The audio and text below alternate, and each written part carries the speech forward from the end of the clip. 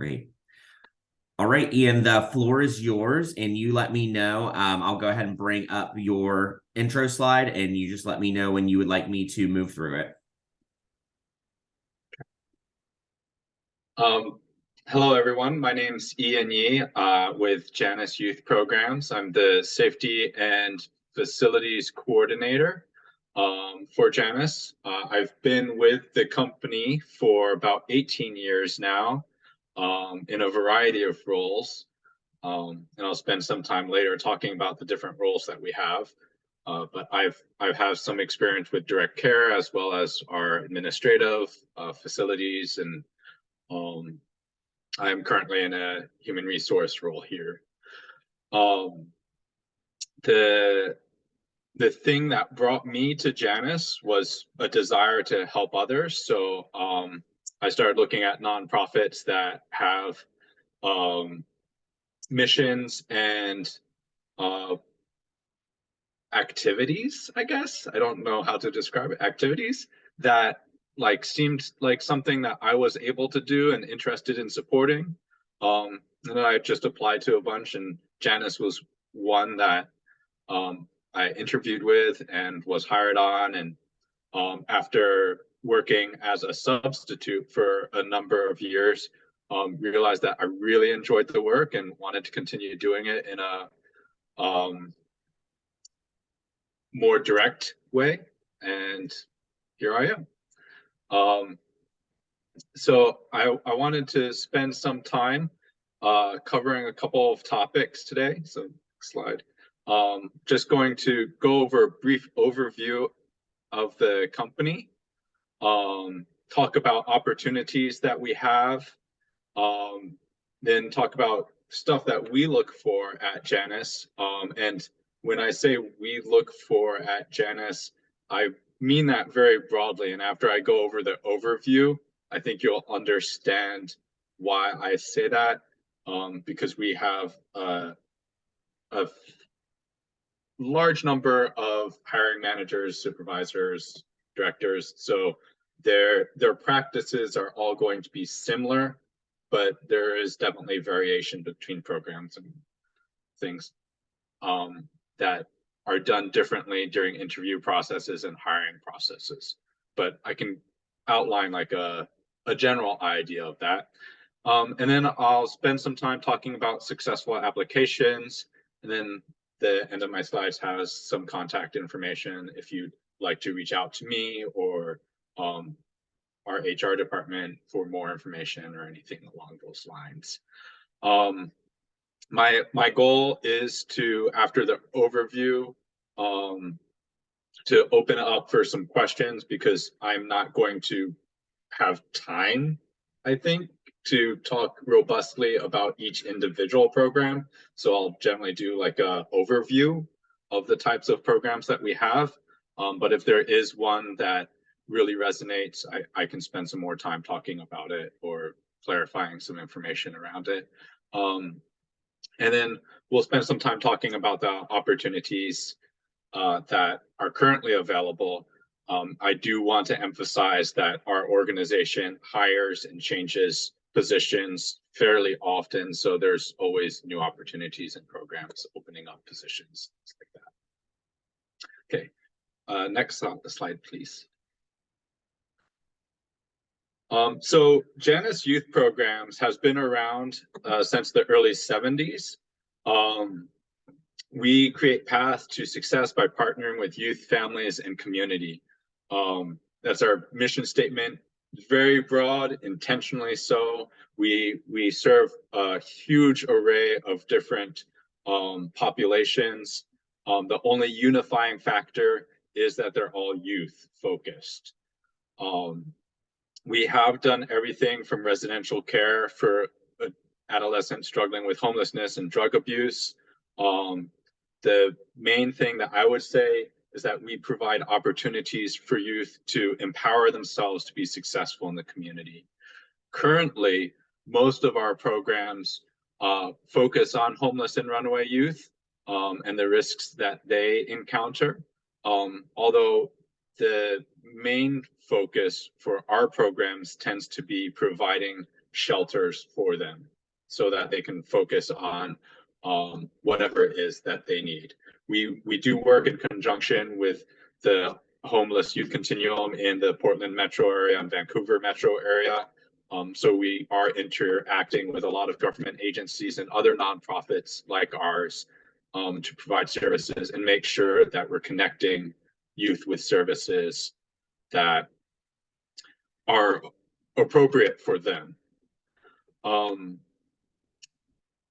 of the things that I like to emphasize is that although that is probably the largest population we work with, we have an array of different programs, and they do span everything from behavior rehabilitative services for youth coming out of juvenile justice systems, to teen parent programs where we do education and outreach in schools and things like that. Next slide, please. So the largest population that we work with is homeless youth. The largest thing that I would say that we do is provide shelters. We have one of the largest youth-focused shelters in downtown Portland. It's called Streetlight Porchlight, and from there we use that as a basis for our access center and our Yellow Brick Road program. So we do a variety of things. The biggest is that drop-in shelter where we have youth come in every day of the year, and it's like a first come first serve homeless shelter. They come in, have a meal, stay the night. We'll provide a safe space for them to get off the streets. The shelter is also set up so those youth that are within the system and working with some of our partner agencies and with our access center are able to secure secure housing, or like apartment. It's hard to explain. It's like a place where they can stay and they're guaranteed to stay every night. So there's like two components to that shelter, like the drop-in one where people just come in and do their things, and then a longer term one for youth that maybe have stabilized and stabilized a little bit better, addressing their risks in the community in a healthier way, things like that. But with that said, we do everything from like outreach, so going into the community, using like our Yellow Brick Road program to connect with youth. We take that time to provide care packages, information, try to connect them with services like ours, or if ours aren't appropriate for an individual, with others in the community. So there's a lot of important outreach aspects that take place. Once we've connected youth with services, we usually have them go through our access center, which does like a more robust screening, and tries to make sure that the youth are receiving services that are appropriate for themselves. So as I mentioned, most of the programs that we have focus mostly on housing or providing short-term housing so that the youth can stabilize and get on their own feet. So we oftentimes coordinate with some other nonprofit organizations or government agencies to address needs like drug addiction, domestic violence, education needs or work needs, things like that. So those services that we don't provide, we usually try to work with the youth in order to provide them, or like make sure that they have access to those resources. And that's essentially what our access center does. We have a couple other programs that are still in the same vein. Bridge House, which is a long-term shelter program that focuses on providing youth who have really stabilized. Usually they have jobs. They may even have housing. They may be in school, but they need someplace safe that they can still go to and live at for a shorter term. Usually 6 months to a year, I believe, is the range that those youth stay at Bridge House. And then our changes program, which more proactively helps them find housing. So they do things like case management for youth that are in houses, provide support, navigate issues that they may encounter with their landlords, or finding new housing, or their work issues, things like that. So those are basically our homeless and runaway programs. Next slide, please.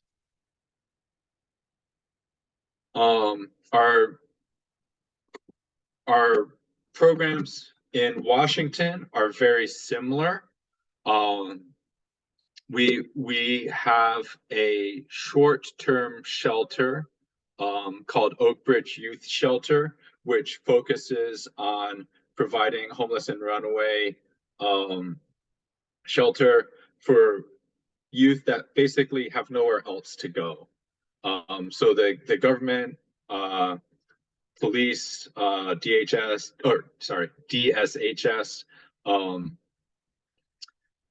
place these youth at the shelter, and we basically provide a safe place until they can find someplace that's appropriate for them. So very similar to Bridge House in some regards, but it's a much shorter term and really an emergency shelter. The Perch is similar to our shelter in that it's drop-in. The difference is it's not an overnight, it's a day program where youth are able to come access services to do things like wash clothes, search for jobs, just chill out, get a shower, things like that. So it's a day program, and from that we actually do a lot of outreach, similar to what's being done with the Yellow Brick Road program in Oregon. So go into the community, connect them with services like ours or others in the homeless youth continuum. And then the next largest programs that we have in Washington, or actually, I think they've become the largest programs that we have in Washington, are the Nest, Bridges, and Caples Terrace, which are all housing programs where we work on actually coordinating with the state and some other nonprofits to place youth in their own housing. So we do apartments and things like that, and again, lots of coordinating with the youth around the stuff I think we all take for granted, like living skills, making sure that we're paying our rents on time, finding jobs, maintaining our jobs. So our Nest, Bridges, and Caples Terrace all coordinate with the youth and create those sorts of things for the youth. And then I do want to point out that we have a program up in Cowlitz. It is a street outreach program. They have a drop-in center. It's not overnight, but during the day, similar to the Perch, youth are able to drop in, access services, get information, have a place to shower and eat, things like that. And then we also do outreach there. So yeah, so those are our homeless runaway programs. Because I just very briefly covered them, I did want to take a moment to open it up for questions regarding our homeless and runaway services before I move on to talking about our behavioral rehabilitative services, because although there are many things that are similar between the two, most of the activities that we do in these services are milieu management, simply creating a safe space for our youth to come into the place, they are quite different. Did anyone have any questions regarding the homeless and runaway programs?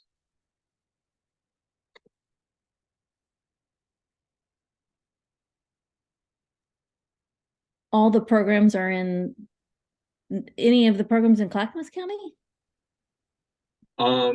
So none of our programs are in Clackamas County. Most of our programs are in the Portland metro area. Thank you. Yeah. So Ian, it looks like Cheryl asked about how many youth are working with are being worked with on a regular basis or being served on a regular basis. So I would say just in the homeless programs, there's probably around 120, somewhere between 100 and 150 are served daily in a variety of ways. Our shelter has beds for 60 youth, I believe. And then Bridge House is like 10 or so. And then we have all those, like, so a lot of our homeless and runaway programs are working with youth that are being housed in our housing system. So they're like case managed. Case managed. So it's like our staff have like a caseload of youth that they work with, and they do continual checkups and things like that. And the youth, so we reach out and the youth reach out when they're needed, and we do a lot of things like that. It's difficult to really calculate daily because when we start looking at things like our outreach, it's difficult to track numbers with that because we have a lot of interactions with adult populations, which isn't what we serve. But obviously, we want to engage with people who may need services. And so there's a lot of interactions that we don't count that exist. Things like that. For our whole organization, I think we're around 200 people a day that we're working with. So, but homeless and runaway, it's around 100 to 150, and it varies just because the youth themselves engage or disengage throughout their time in the homeless youth services. Any other questions regarding the homeless and runaway programs? Okay. When we start talking about open positions, I'll spend a little bit more time. I did want to point out that currently we don't have open positions for a lot of the programs that I mentioned, but because we rotate through positions periodically, or new ones open, new ones or some closed, things like that. I do think it's nice to have a familiarity with the sort of things that the different programs do. So the next largest population that we work with is residential and reentry programs. Next slide, please. This is actually where we started out. We started out doing drug treatment and transitioned away from drug treatment into youth with more criminal histories. The vast majority of our residential and re-entry programs currently are focused on sex offender treatment programs, actually. So we work with youth that are coming out of the juvenile justice system or have criminal history backgrounds, that instead of going to a lockdown facility, they get remanded to our custody in order to address treatment issues, things like that. I do want to point out that our programs do change and grow. We usually adapt them based on the largest number of youth coming out of the juvenile justice system. that need this sort of support, where additional therapy or skills training or just finding housing and support that way is relevant. So we have a number of programs that do this. We work with youth ranging from the age of 13 to 24. And the biggest thing I would say is that these programs are very closely coordinated with government agencies to do things like parole and probation, making sure that the youth are developing skills and working towards a path that can help them become productive members of the community. The three big ones that we have are Atlas, Buckminute, and Cordero. The Atlas program works with youth that have a criminal history. Some of those youth are referred to by DHS as well as Oregon Youth Authority. And most of their focus is on helping the youth complete their education. So they may not have finished high school yet, or maybe they're starting college, and giving them a place in which they can develop those skills, complete that stuff. And then eventually the goal is to help them find jobs and then housing, so that they can transition into the community. My understanding of the program is that the goal is to help these youth complete enough of their education and find a job and housing that's appropriate for them while they're in the program, which is slightly different than our Buckman House program, which usually has the youth find a job, and then the goal is to help them transition out of the program into the community in their own housing. So a lot of the work there is like job development, helping them identify their skills and goals. In some cases, the Buckman program does help them locate or work on school, if it's something that long-term is the youth's goal. And probably the biggest thing is also providing the therapeutic aspects so that they don't recidivate and are able to integrate into the community in a positive way without violating their parole and probation. So a lot of those focuses are on that skill building. So Cordero is similar to that in the residential aspects of it.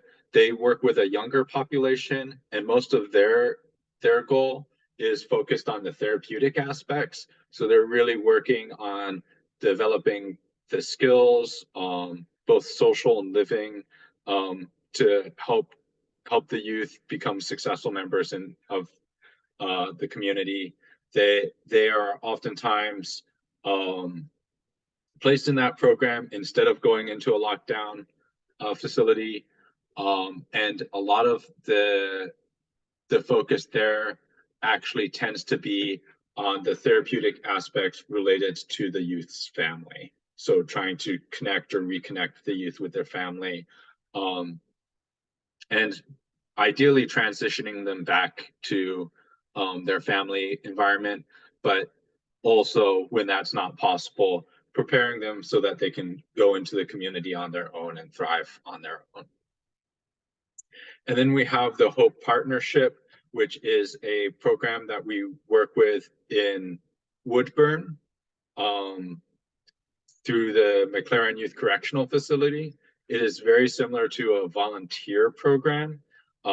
Essentially what we do in that program is we go into the youth correctional facility and provide living skills activities and just fun activities with the youth, try to help them be more successful and grow and develop in positive ways, really explore what it is that's available in the world, so that they can explore like educational opportunities and things like that that they may not have considered previously.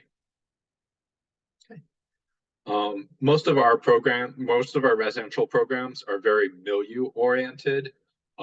They're also the ones that if you have like a therapeutic background or a goal there, is probably where we would direct you. Does anyone have any questions around our residential and reentry programs?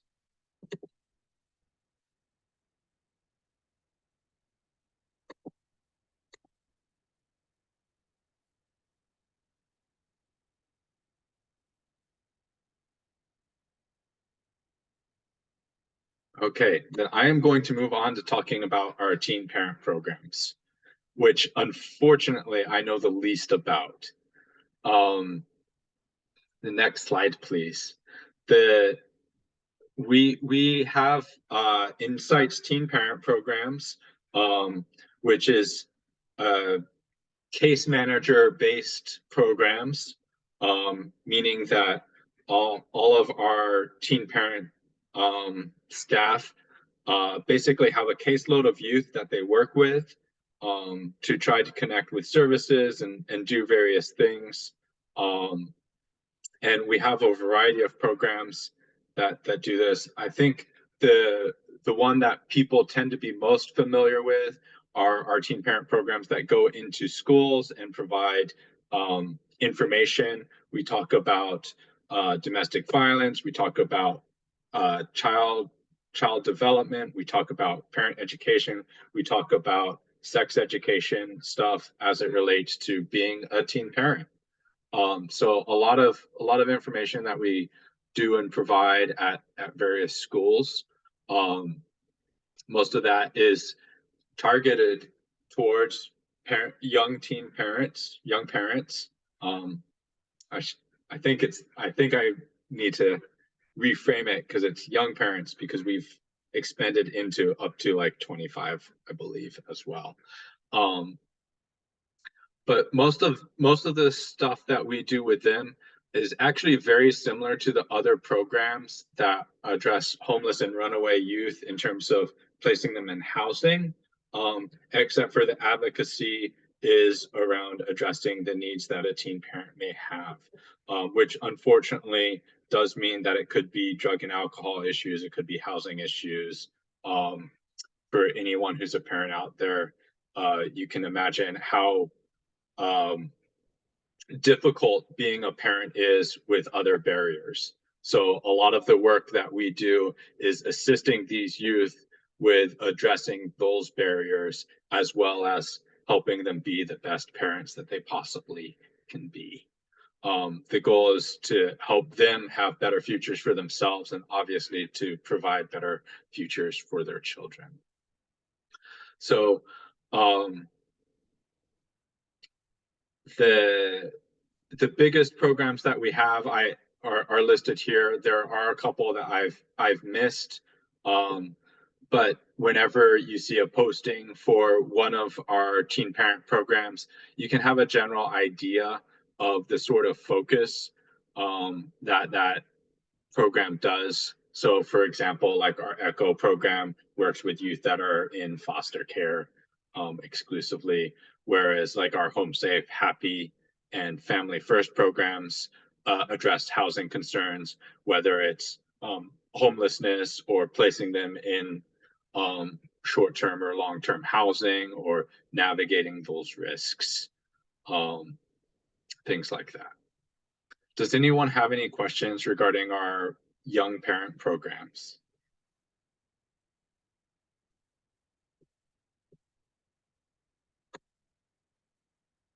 Okay. Okay, then I'm going to spend a little bit of time talking about the various job opportunities, and I'll just be talking broadly about them. The next slide actually highlights the four major ones that I would say are fairly consistent across the organization. I do want to point out that we have different names for different positions depending on the programs, and I didn't include some which we don't commonly hire for, like our human resource generalist, which we are currently hiring for. But our organization, like many other organizations, does have an HR department, does have a fiscal department, and we do hire for positions in those departments periodically. But it's more likely that you'll find our youth care specialists, case managers, home visitors, supervisors, or substitute positions on our websites. So our youth care specialists are our direct care staff, the people on the ground doing the heavy lifting, day to day, making sure our programs are running smooth, making sure that the youth are getting the care and support that they need.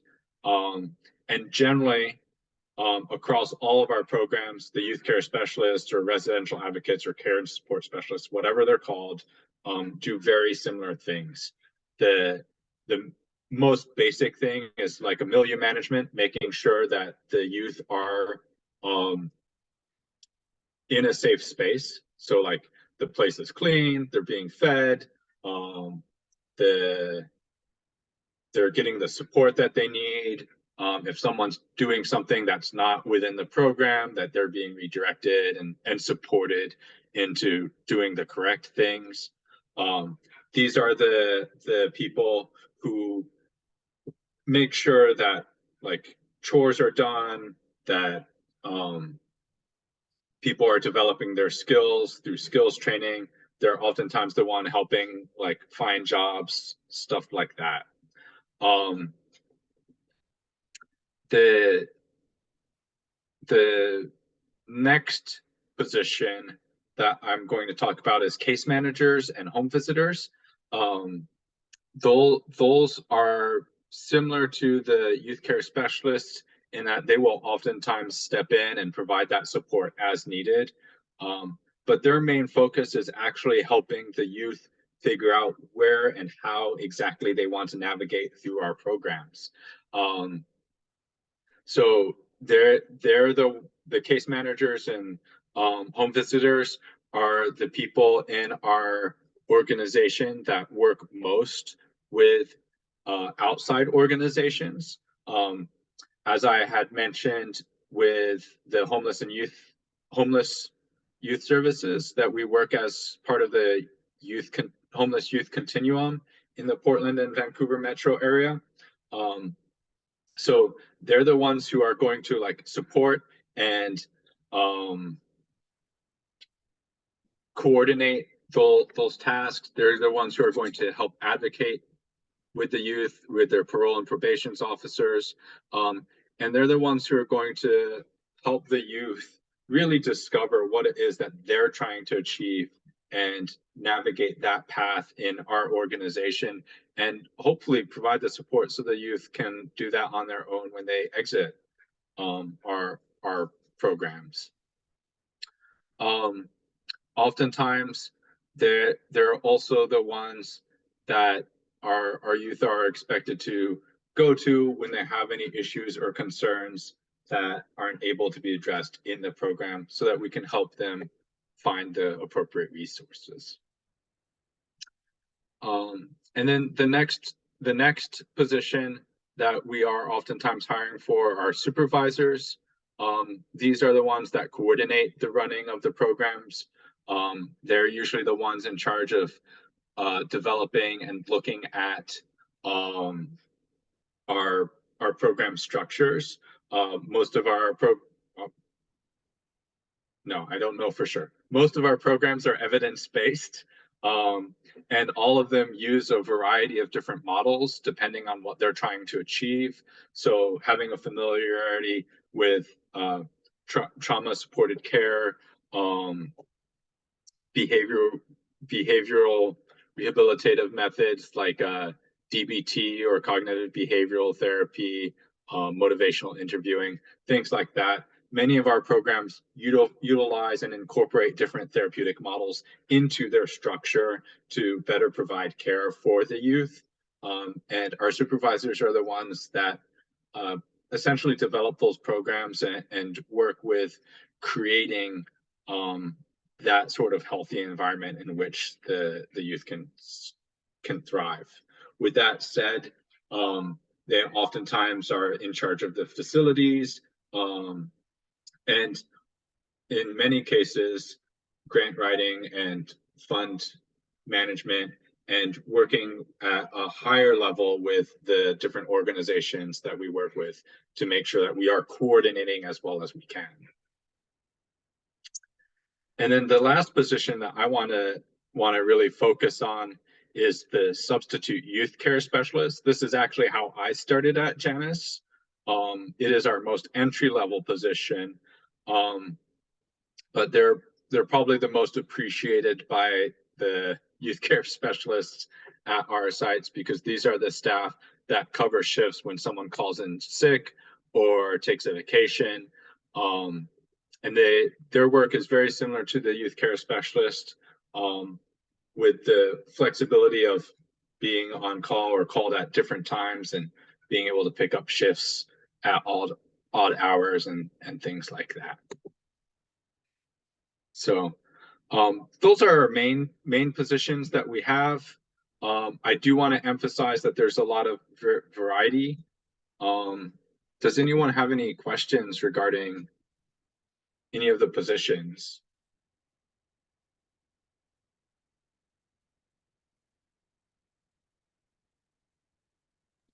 Ian, I was just curious, and you may move on to this momentarily, just about education or background experience related to positions. That's the next slide. So yeah, so go ahead and go to the next slide, because it looks like that'll be covered. The biggest thing that I want to emphasize is, if you have no interest in working with youth, we are not the company for you. So if you have if you're questioning, you're like, oh, I don't know if I like to do it, like try it out. You'll find out real fast if it's for you. And once you're in it, you'll be like 18 years in and you'll be like, oh my gosh, this is where I'm at. And like, how did I get here? It'll be a talking head song. But that is our biggest thing that we look for an employee. So when you're applying and you get that interview, it's like, make sure to express that enthusiasm for working with youth, because that's going to go a long way, regardless of any other thing that's on your resume or information that we ask you. With that said, we do have a range of requirements depending on programs. As I mentioned, many of our programs work with other agencies, and because of that, a lot of our programs have very strict requirements about what we need to look for. That said, because we have such a range, we also have programs that the minimum requirement is a high school education, and then that enthusiasm to work with youth. So it is best to check individual job descriptions to make sure that you fit the criteria that we're looking for. Generally, if our programs require a degree, we are looking for someone who has an education in psychology, sociology, criminal justice. I myself have a fine arts degree, so doesn't fit with our main degrees that we look for. So it is important to be aware that any of our positions that say degree preferred, it doesn't mean that we require one of those 3 degrees. It may mean that we prefer someone who has a degree. In some cases, it may mean the program itself is required to have a certain number of degree staff with degrees in order to function. But most of our positions that actually require a degree will very explicitly state a degree required. With that said, any of those degrees are going to be something that bumps you up to the top of the list for our hiring managers when they're looking at positions. If you don't have those, or you don't have a relevant degree, like an art major like myself, then the next thing that we look for is work and volunteer experiences in the population. We especially appreciate volunteer and work experience with other high-risk individuals or people experiencing barriers. So if you have history working with elderly, if you have history working with drug and alcohol populations, any sort of thing like that. Obviously, working with youth or children, top of the line, sort of like, again, bumps you up in what we look for in applications. So, for example, myself, I taught Saturday school through college, participated in organizations like Boy Scouts and Cub Scouts, did a lot of volunteer work with other nonprofits, things like that. Making sure that you include stuff like that in your applications can really bolster your resume for us. It also lets us know that you may have had experience working with people who are challenging, which most of the populations that we work with can be quite challenging. With that said, the third biggest experience that we look for is working with agencies like ours or related to ours. And I listed like OIA, Homeless Youth Continuum. I like to mention other nonprofits similar to ours that exist, like NAFI, New Avenues for Youth, the Outside In, St. Mary's Boys Club. Like those organizations do very similar work to ours. We oftentimes work in conjunction with them. It's always nice to see people coming from a partner organization working for us. And I know that many of those organizations also look for staff having experience from our organization. So, any questions regarding the experience in education?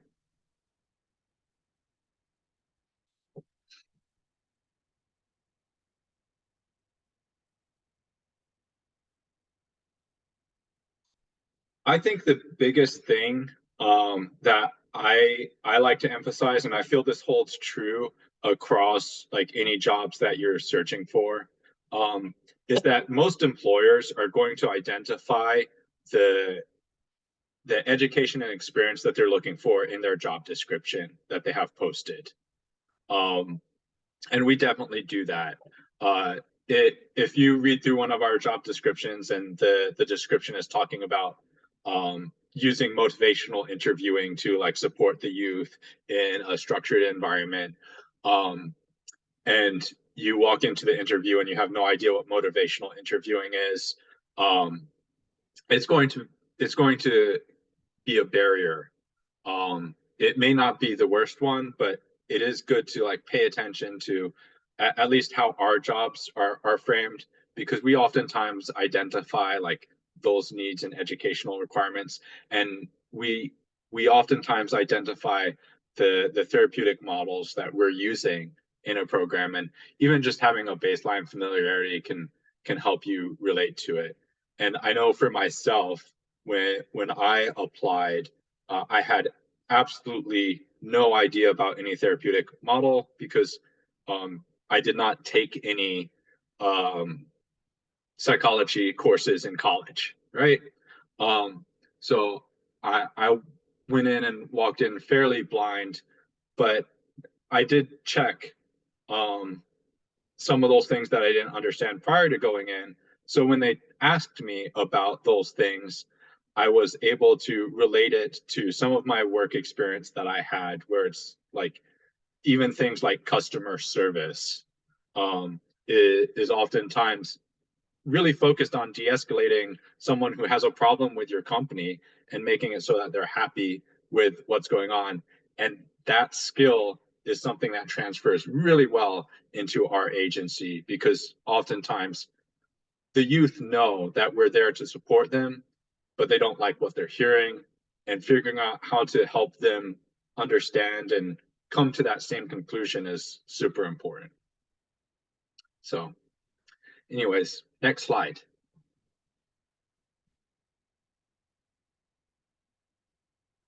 So a lot of our programs have a lot of additional, or all of our programs have some additional requirements that I think is super important to touch on.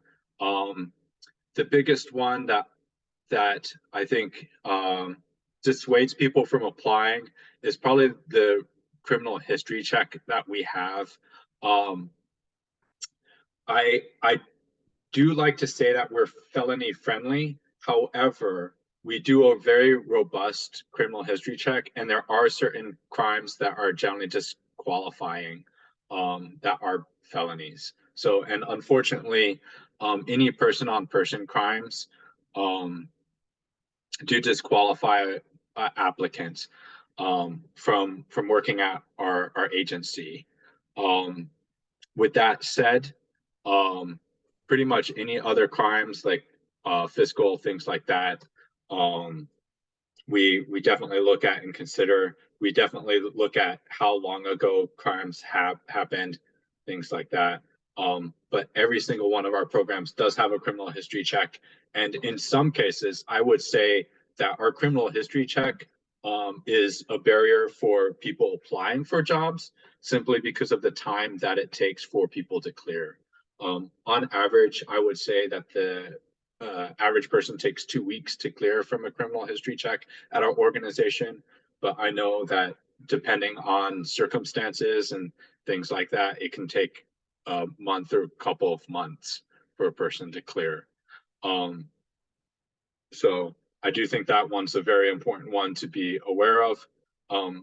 It is super important that we provide a safe space for the youth, and most of our contracts with other agencies require a certain level, and oftentimes our requirements are less than our licensors, because one of the big things that we believe at Janus is that people have the capacity to change and be successful in positive ways, and because of that, we have a history of even hiring people that've been through our programs, things like that, stuff like that. Okay.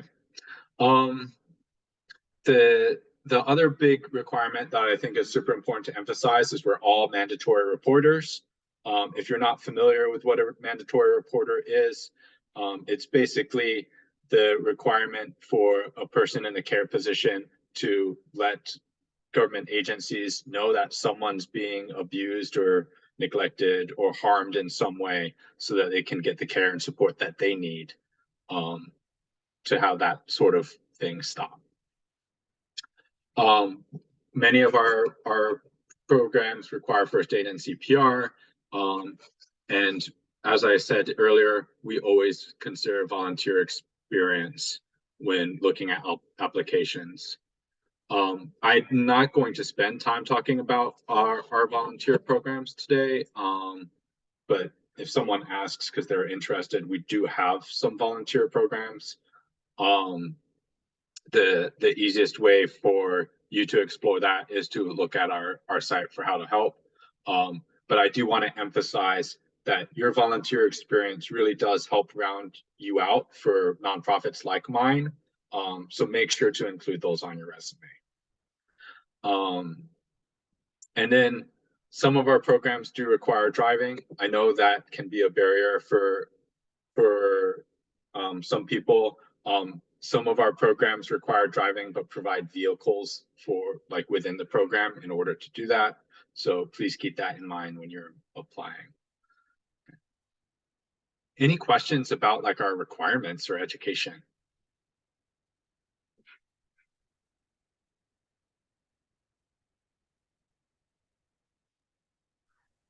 Yeah, I was wondering for the jobs that require driving, does it typically list in the job description on the listing that it requires driving? Yes, it will usually say that driving is required if it's required. A lot of our positions say driving is preferred. We do have some requirements. The requirements are things like you need to have 2 years driving experience. You can't have what are major moving violations, things like that. But by and large, most people meet the requirements. It's very rare for people not to. And we do have a number of positions that don't require driving.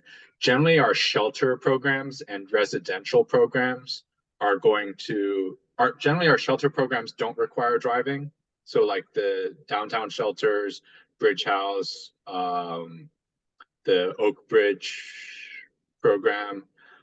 Most of our overnight positions don't require driving. And then the residential programs usually have it as preferred because there's going to be instances where someone may be needed to be transported someplace.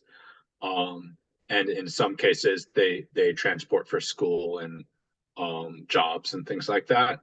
And then I think our teen parent programs almost exclusively require driving, and some of our housing programs require driving because the case management is less people coming to us and more us going to them, if that makes sense. Awesome, thank you. Yeah.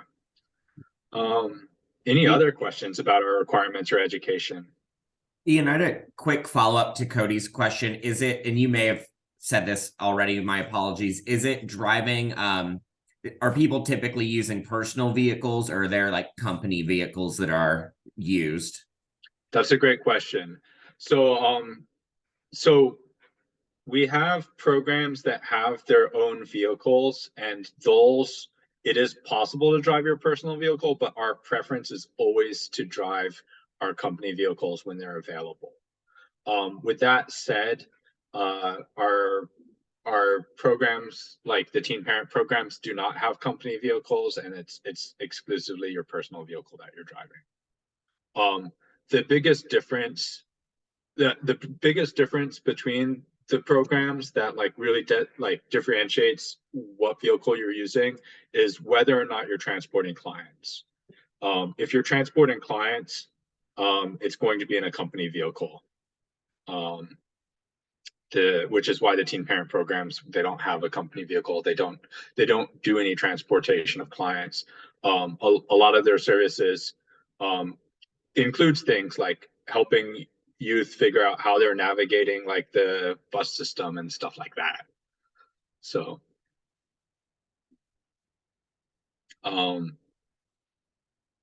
yeah, any other questions around our requirements or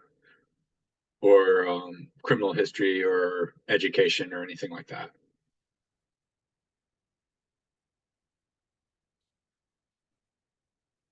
Okay.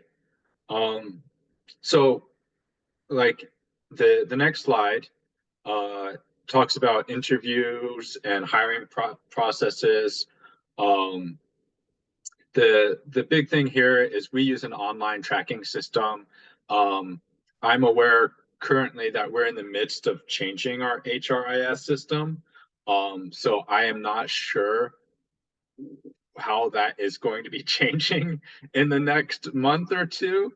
But currently we have an online tracking system where you log into our website. It's actually a Paycom, it's like another website.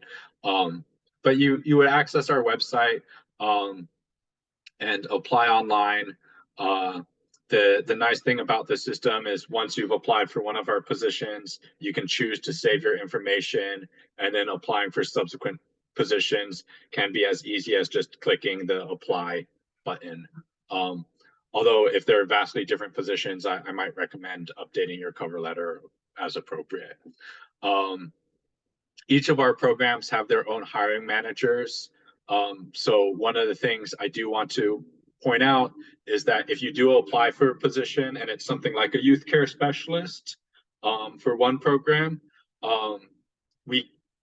we will look at it, and if that program turns you down, we will pass it on to our other programs because they're similar. But I really want to emphasize for yourself that if you apply for a program and you're like, no, this is the population I want to work with and this is the work I want to do, it's like you want to apply directly for those positions. But be aware it is possible that once you're in our system, if it looks like you might be interested in working with that same sort of population, we do pass it on to other relevant programs. And I also really want to emphasize that each of our hiring managers does have generally different practices. We try to train them to respond to applicants within the first couple of days. But I am aware that we have some hiring managers that they gather up all the applicants and then send out their request for interviews at the same time. So it can be like a week or two before someone gets a response, which I know personally I find very frustrating. But the things that really help them make that decision for you is making sure that your qualifications match up with what's on the job description, making sure that if you are writing a cover letter that it talks about the client population and things like that and your enthusiasm to work with it and relating your experiences to that. The big thing I would say is being aware that an interview for one program does not mean that you've interviewed for the entire agency. We don't have like a great network for switching things. In fact, as a sub, where it's quite possible to work at multiple different locations, although you can work at other locations, there's a really high chance that they'll still interview you before authorizing you to work for their location. And the locations are different enough that there's going to be training for that specific site as well. So I think that's important to remember when you get a call from us. If you get a call from like Sylvia and then you get a call from like Ed and they're talking about an interview at Janus Youth Programs, it may be worthwhile to clarify which program it is, because you might have accidentally set up 2 separate interviews for 2 different programs.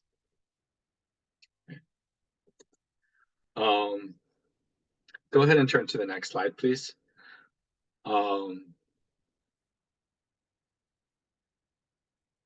It is also important to remember that many of our programs will do multiple interviews on top of the background checks. It is our client safety is the #1 thing that we want to maintain. So a lot of our interviews are doing things like checking your skills, checking your information and knowledge around like the sort of work, checking your enthusiasm to do the work, because obviously people can grow and change and learn. But it's also like trying to get a good gauge on like boundary setting and things like that. So we oftentimes do have multiple interviews, and you should be aware of that. We also want to make sure that you're aware we are required to do reference checks. Similar to the criminal background checks, we almost always do 2 reference checks. They can be personal, although we prefer work-related ones. And it doesn't have to be within the field. Most of that is just checking character.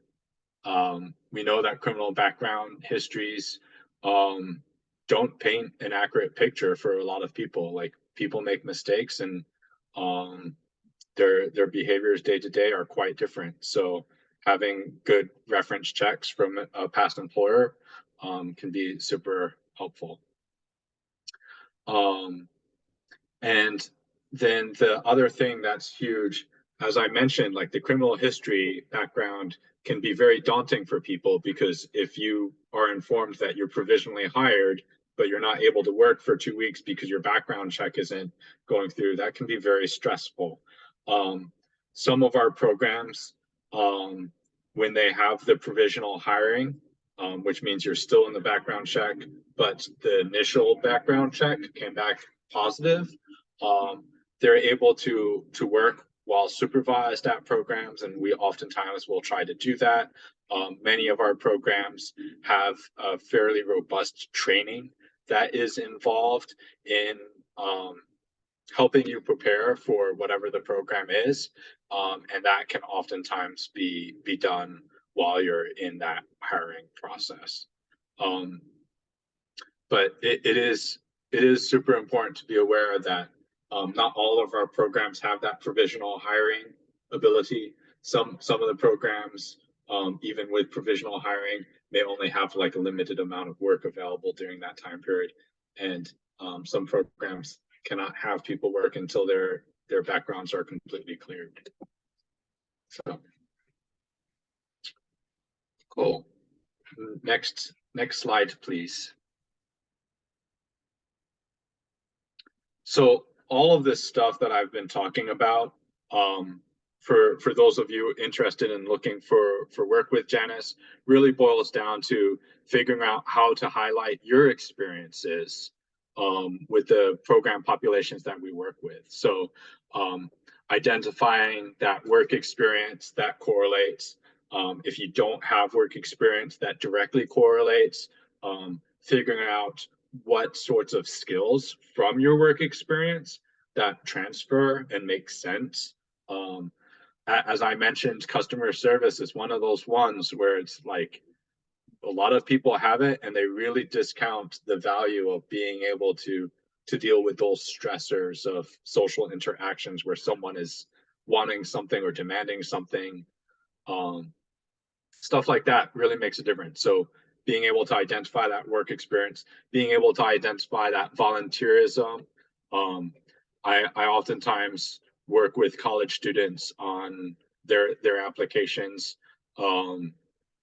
because they completely neglect their volunteerism, and they have this huge amount of like church service where they're working for a children's group or something like that, and they're like, I didn't do anything except for make sure the kids were like fed. And it's like, I'm pretty sure part of your responsibility was like keep them safe, like create that environment, help redirect them to do the things that they're doing, motivate a group, things like that.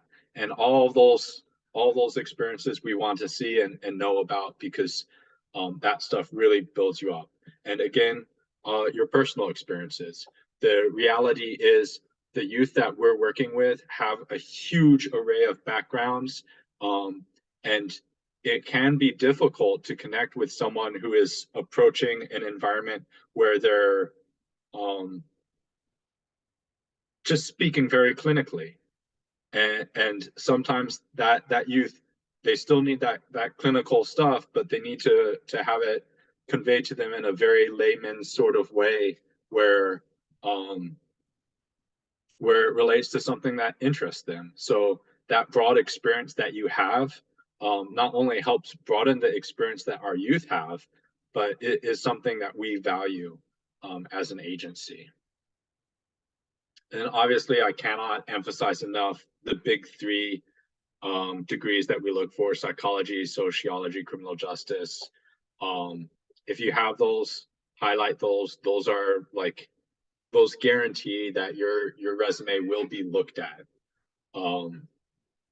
but we also want to make sure that we're identifying any behavioral training, drug and alcohol treatment training, de-escalation skills, like any training that you receive, like make sure to include it.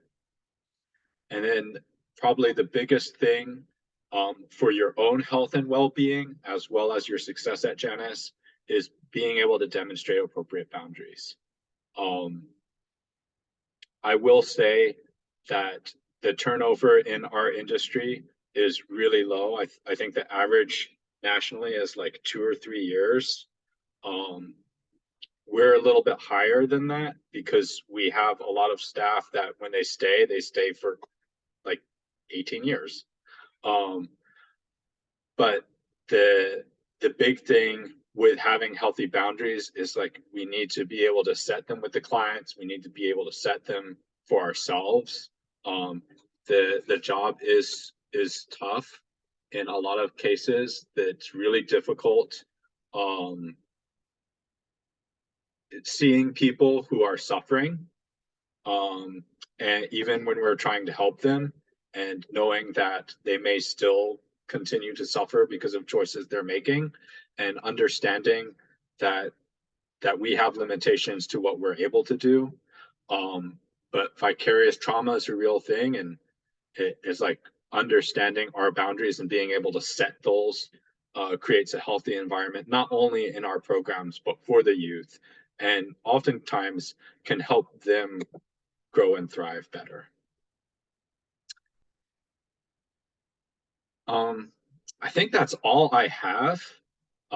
If you have any questions about any of the stuff that I covered today, about the organization, about a particular program, about something that I didn't cover, that you think might be useful or informative, please ask. The next slide is my contact information and the contact information for our main office. Obviously, if you don't feel comfortable speaking up now, or you think later like, oh, I wish I had asked Ian this, feel free to reach out to me. You can call or email. We're happy to answer any questions about positions. I don't think I mentioned, I hope it was clear, but we have locations all over the Portland metro area, as far south as Tigard, as far south as Woodburn, as far north as Cowlitz. So most of our locations are confidential. So if you are applying for a position and you're like, I don't know if this is close enough to me, because I know like Clackamas is not the Portland metro area necessarily. You can always reach out to me and I can give you a general idea of where it's located.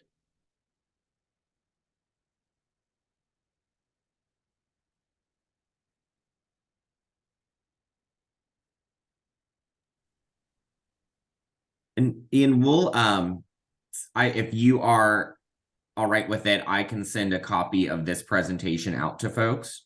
Oh, definitely. I'll include that contact information. Definitely. And I think you said you're like planning on sending out the recording as well. Absolutely. So yeah. Wonderful. Well, if there are no final questions for Ian, I'm going to pause or stop the recording here momentarily. So I'll give you all a moment. If there are any final questions, this information and the recording should be coming out to you. If not today, then Monday of next week. So you will be able to follow up.